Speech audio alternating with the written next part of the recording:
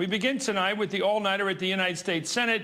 Hardball correspondent David Schuster joins us now from Senate Park up on Capitol Hill. David. Chris, tonight there will be more than 100 protests across the country, including one right here on the Senate side of the Capitol by a variety of organizations who will be protesting Senate Republicans who are taking parliamentary measures to not allow a straight up or down vote on an amendment that would end the war. Today in the U.S. Senate, a debate continued in which Democrats and a couple of Republicans are trying to pass a measure known as Reed-Levin, which would essentially start a withdrawal within 4 months and end it by the end of next April. Throughout the day, the Democrats have said that they've got a majority of the Senate senators who would support this measure, but they don't have 60, and 60 would be the number to end a filibuster. And Republicans are pledging they will not allow this unless the Democrats can get above 60. So today there was the Senate Majority Leader Harry Reid on the Senate floor. Here's what he had to say. We are now at a time, Mr. President, when the time for speeches have ended. It's the time for voting. We want a vote on the Levin-Reid amendment. That's what we want. But Republicans again said no, that they were not going to change the rules this time for this particular measure. Senator Trent Lott spoke for many of the Republicans. It's always been the case you need 60 votes.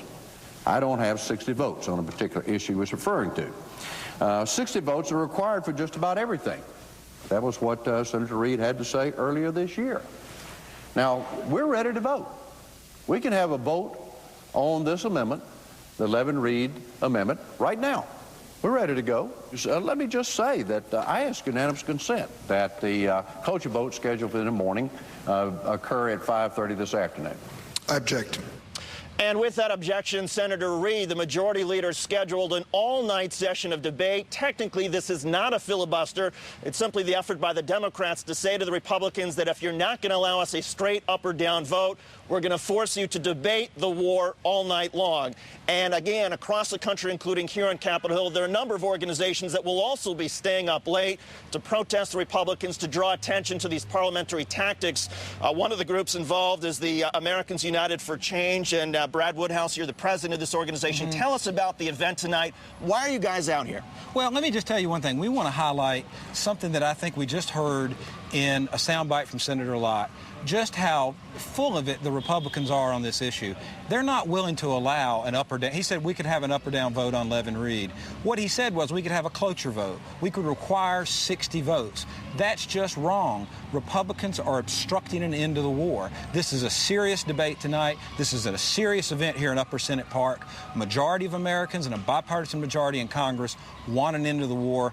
But for a stubborn president and but for a stubborn Senate minority, we would have an end to the war. And that's what this effort is going to highlight tonight. Brad, there are some tactics that the Democrats could take if they didn't want to have to reach 60. They could employ the nuclear option. In other words, a parliamentary mover that would force the Senate rules to change so they only need 50.